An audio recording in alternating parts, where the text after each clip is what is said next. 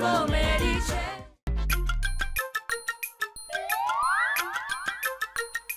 ચારુ, તને આઈસ્ક્રીમ કરતા મિલ્કશેક વધારે ભાવે છે? ના, એટલે કે આ આઈસ્ક્રીમ માંથી મિલ્કશેક બનવાની તું રાહ જોઈને બેઠી છે ને, એટલે પૂછ્યું. ચારુ, તું અત્યારે કેવી લાગે છે ખબર છે? એવું લાગે છે કે તું કોઈ કંપનીની બોસ છે અને એ કંપની 100 કરોડના ફડચામાં ગઈ છે. ચારુ, મેં તને આટલી પરેશાન છે ને ક્યારેય નથી જોઈ. અરે ચીયર આપ ચારુ. ઓહો, આ બધું છે ને તારે લગ્ન કરતા પહેલા વિચારવું જોઈએ. એ બાપ રે, તારા રિએક્શન પરથી તો એવું લાગે છે કે 100 કરોડના ફરચામાં જે કંપની ગઈ છે ને એનો પાર્ટનર પણ હું છું. એ બાય ધ વે, મને કહીશ કે વાત શું છે? આપણે એક નંબરના બેવકૂફ છીએ. ઓકે. બે બેવકૂફ આપણને સૌને બેવકૂફ બનાવી જાય અને આપણે એ લેવલના બેવકૂફ છે કે આપણને આપણી જ બેવકૂફી ના દેખાય. આપણે એટલે કોણ? શાસ્ત્રી પરિવાર અને જોબનપત્રા પરિવારના લોકો. ઓહ, ઓકે, બધા બેવકૂફ હશે. બધા તને એક બીમારી પણ છે. હા, તને બીમારી છે અને એ બીમારીનું નામ છે NTTT, એટલે કે નેવર ટુ ધ પોઈન્ટ. મારા પોઈન્ટ્સ તો એટલા પોઈન્ટેડ છે ને કે મારા વિચારો લોહી લોહાર થઈ ગયા છે.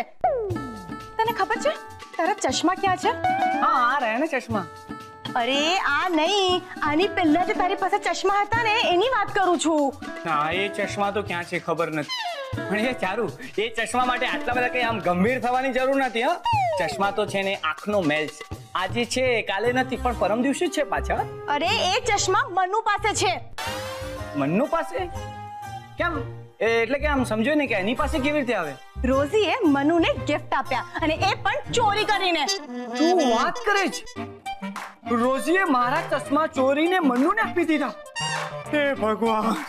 ચારુ, તને ખબર છે હું ચશ્મા વગર કેટલો હેરાન થઈ ગયો છું. અરે, જ્યાં 10ની નોટ આપવાની હોય ને ત્યાં હું 100ની નોટ આપી દઉં છું.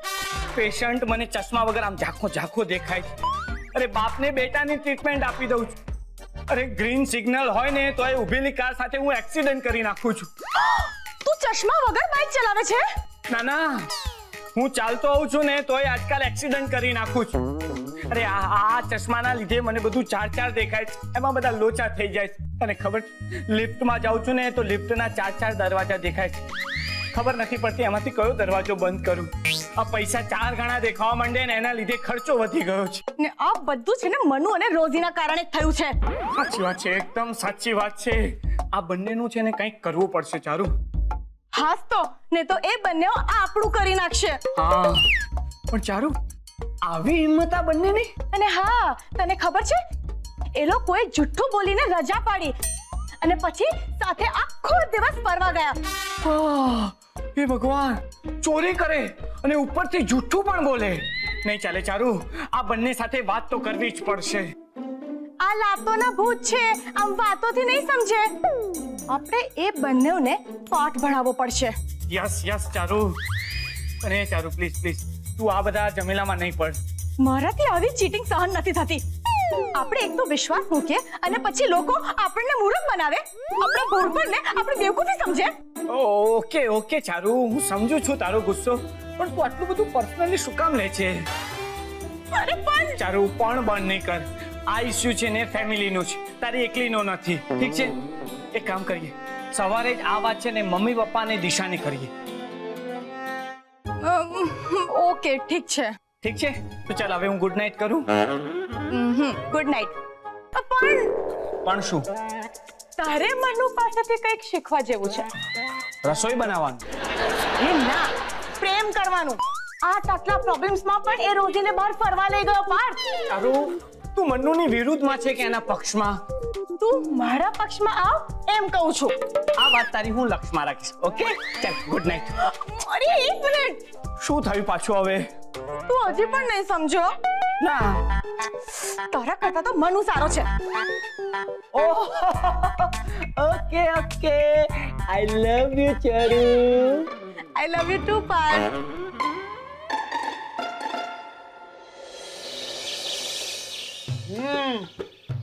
તો રોઝી અને મનુનું અફેર છે એમ?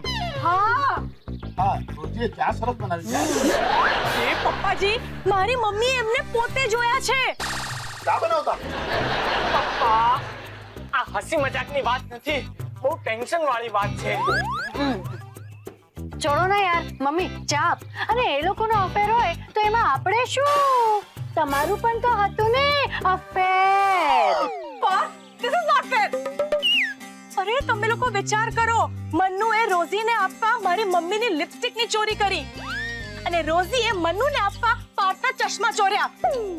ઓય હવે એક રીતે જોવા જઈએ ને તો ચશ્મા ચોર્યા ને એને સારું જ કર્યું, કારણ કે પ્રેમમાં માણસ આમ પણ આંધળો બની જતો હોય છે.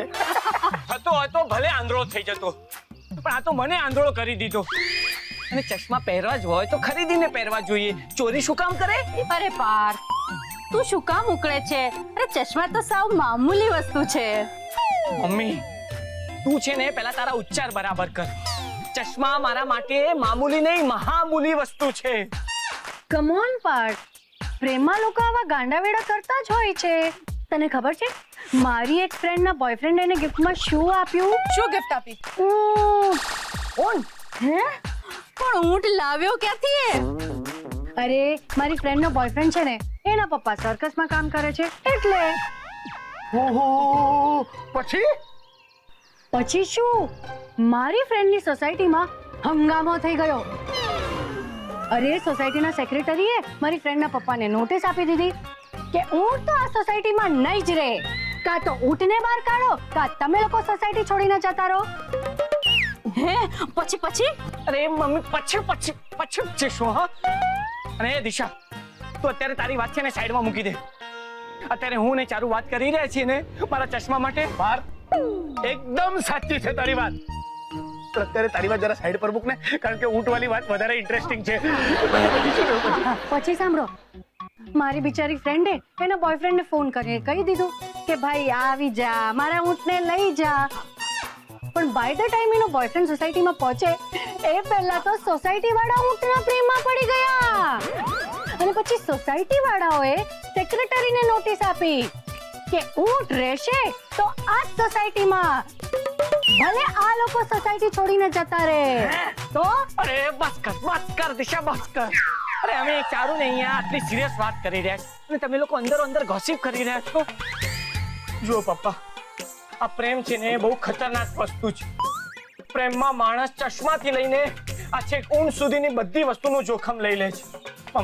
મમ્મી તું તો વિચાર કર થોડો કે આવતીકાલે ઉઠીને રોજી પપ્પાનું બધું શેવિંગ ચોરીને પેલા મન્નુને આપી દેતો. બાપ રે, એ તો પછી હું દાઢી શેનાથી કરીશ? એટલે તે કીધું ને શેવિંગ ક્રીમ આપી દે તો. પપ્પા શેવિંગ ક્રીમ ને શેવિંગ પેલું સાયકલિસ્ટ વાળું શેવિંગ. અરે બેટા એને સેવિંગ કહેવાય, સેવિંગ. હા એ શેવિંગ.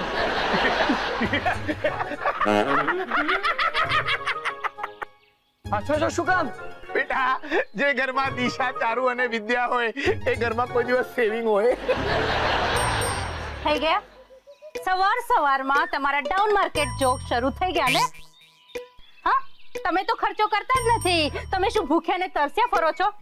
હા, માન્યું કે અમે લોકો ખર્ચા કરીએ છીએ, શોપિંગ કરીએ છીએ, પણ તમે તો સેવિંગ કરો છો ને? હા, એ સેવિંગ નું કાળજીપૂર્વક ધ્યાન રાખો. કેટલી વાર કહું છું એમ, પણ નહીં, મારું તો તમે સાંભળતા જ નથી.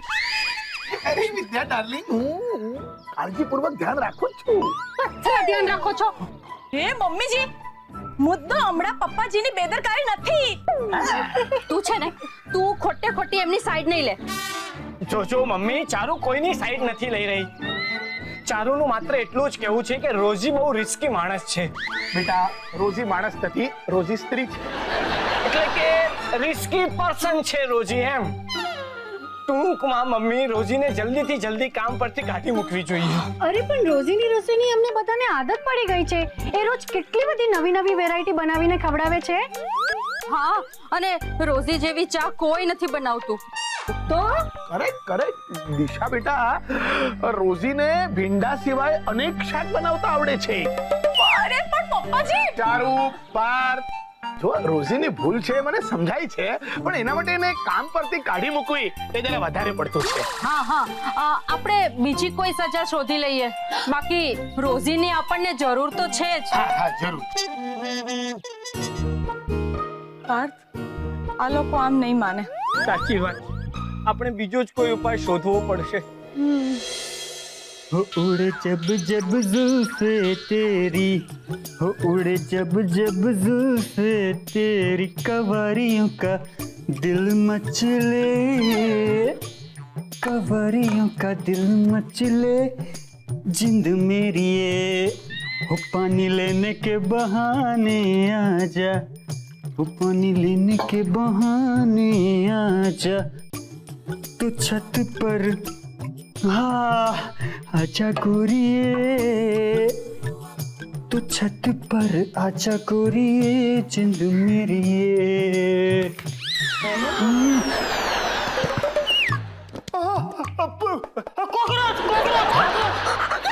ક્યાં છે કોકરોચ? ક્યાં છે? હું કરવા મસ્ત બૂમો નાખે છે. ક્યાં છે કોકરોચ? અરે હમણાં તો તમારી પાછળ હતો, અહીંયા જ હશે, હું શોધી આપું. શોધી આપીને શું કરશે? મારે કોકરોચ હારે ફોટા પડાવવા છે. એક મિનિટ, તું આ ક્યાં જતો તો?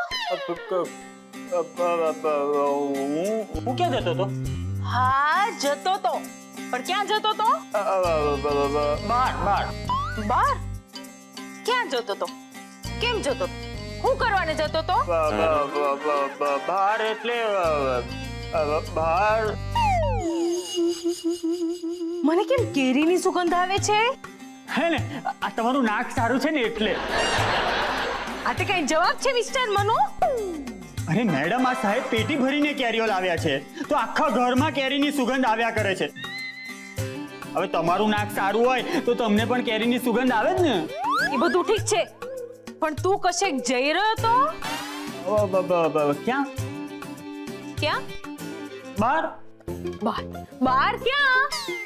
વરંડામાં, રસ્તા પર, પડોશમાં, રેલવે સ્ટેશનમાં, બસ સ્ટેશનમાં, એરપોર્ટમાં? બહાર ક્યાં? બેંકમાં. હું બેંકમાં જાઉં છું, પૈસા જમા કરાવવાના છે. આ બાઉલ લઈને બેંકે જઈશ એમ? હા. કેમ? આ બાઉલમાં ભર્યા છે પૈસા બેંકમાં જમા કરાવવા માટે? ખિસ્સું નથી? ના, આ બાઉલ તો બાઉલ. હવે આ મેડમને શું જવાબ આપું? ફસાઈ ગયો મનિયા તું તો. હમણાં જ મેડમ પૂછે કે બાઉલમાં શું છે તો, અને તું ગમે તે જવાબ આપે. મેડમ બાઉલ ખોલીને ચેક કરશે અને તારી આ કેરીનો રસ બહાર લઈ જવાની ચોરી પકડાઈ જશે. બતાવ, આ બાઉલમાં છે હું? બાઉલમાં તો કેમ? શું થયું? બીક લાગે છે? તું ડરી કેમ ગયો? ડર? કોઈ પણ રીતે મેડમને ડરાવવા પડશે. મેડમ, મને તમારા ભવિષ્યનો ડર લાગે છે. ક્યાં બકવાસ કરતે હો તુમ? અરે મેડમ, આ બાઉલમાં પંખીઓ માટેનું પાણી છે, અને અમારે ત્યાં એક માન્યતા છે કે ઢોરનું પાણી ઢાંકવું નહીં અને પંખીઓનું પાણી તાકવું નહીં. તાકવું નહીં? તાકવું એટલે જોવું નહીં. આ પંખીઓનું પાણી જોઈએ ને તો અપશુકન થઈ જાય, અને મને ડર હતો જ કે ક્યાંક તમે આ પાણીને જોઈ જશો તો, એટલે જ આ બાઉલને આમ ઢાંકીને સંતાડીને રાખ્યું છે. અને તમે તો પોલીસ વાળાની જેમ ઇન્ક્વાયરીઓ જ કરવા લાગ્યા. જો મેડમ, કહી દઉં છું કે મારું મન નથી માનતું, પણ છતાં તમારે જોવું હોય તો જોઈ લો. પછી કશું અમંગળ થાય ને તો મને ના કહેતા. હા, હારું નથી જોઉં બાપા. ઓકે, જેવી તમારી ઈચ્છા. વારે મનિયા, બચી ગયા.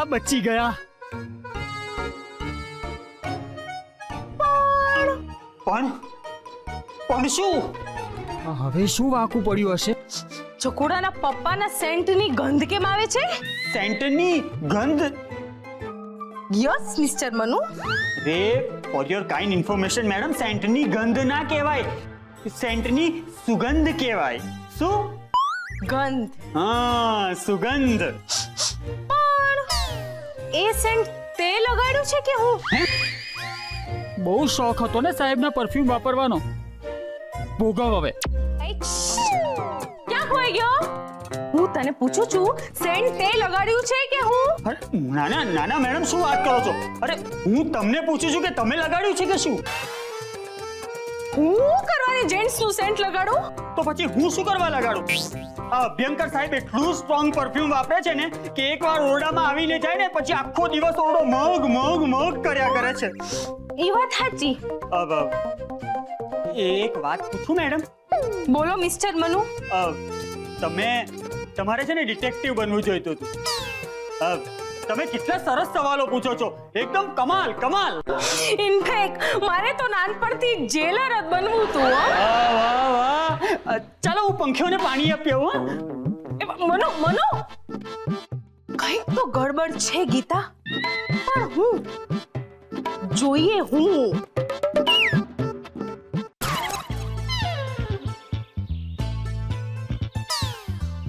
મનુ.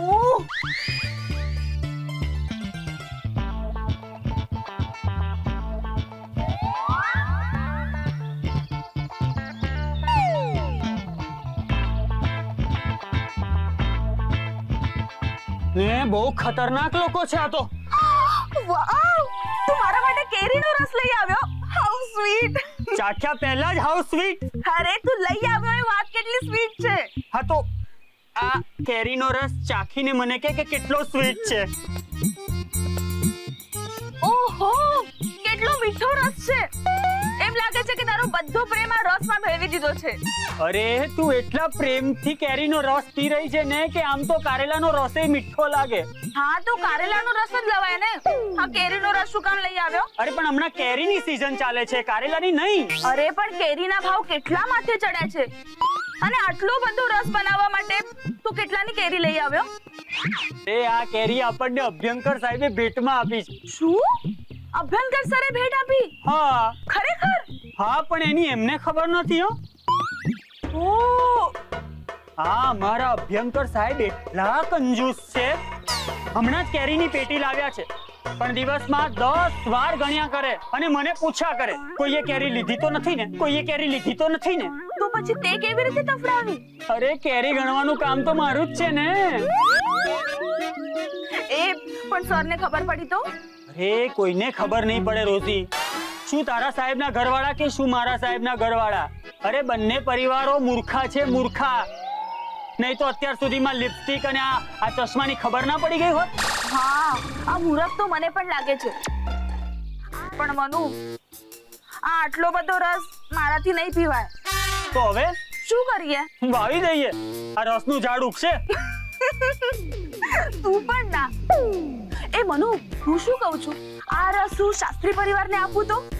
જો મને કઈ વાંધો નથી, પણ એ લોકો તને પૂછશે કે તું આટલો બધો રસ ક્યાંથી લાવી તો હું કહી દઈશ કે હું બજાર ગઈ હતી ને ત્યારથી તમારા બધા માટે લઈ આવી. તો તારે બજાર જવું પડશે. અરે સવારે ગઈ હતી, don't worry.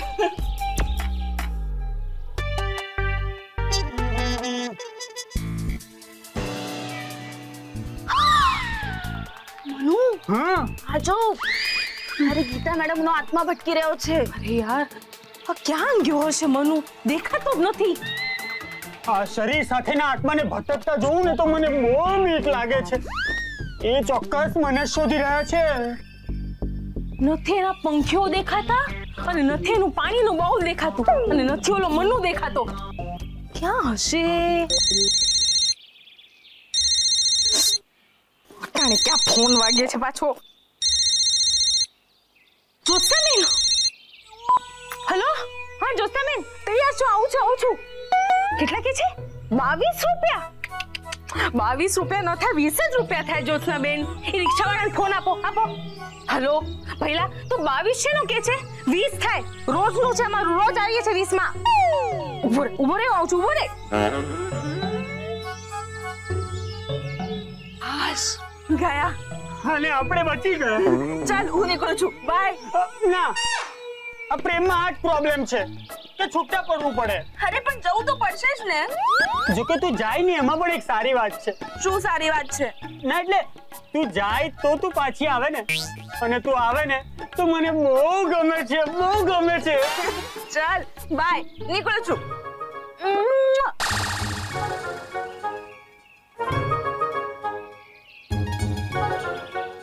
I love you, Rosie.